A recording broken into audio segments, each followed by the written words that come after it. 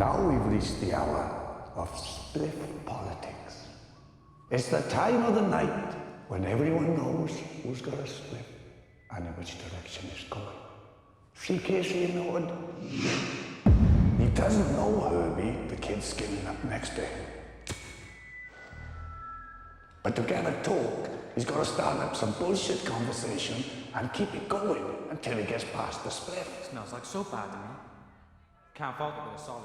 Now look at Herbie's face. He knows what's up. He's just hoping Cassie will run out of steam so that he can pass the spliff to his mate, Felix. But Cassie's determined to keep on going. That goes my own shit too. He's got to be clever to get in there. Just a few more laps to go. Cassie's doing well. He's using all his best anecdotes, and Herbie now seems quite engaged in the conversation. Felix is trying to get acknowledged. Yeah, man. Fucking homegrown. Yeah, man, that homegrown shit's good, man. But it's not working. Just remember, man. Millsy's coming down next week with some time. Go out and hoof it, man. Wow! Look at Cassie's face.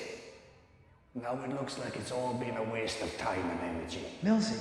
Millsy from Row? Yeah. But he counters. All I know is Millsy from Down Silhouette. It's neck and neck here at the last lap. Hello, my little space kitten. Fucking hell. Give us a token, man. Boom Shankar! An interception!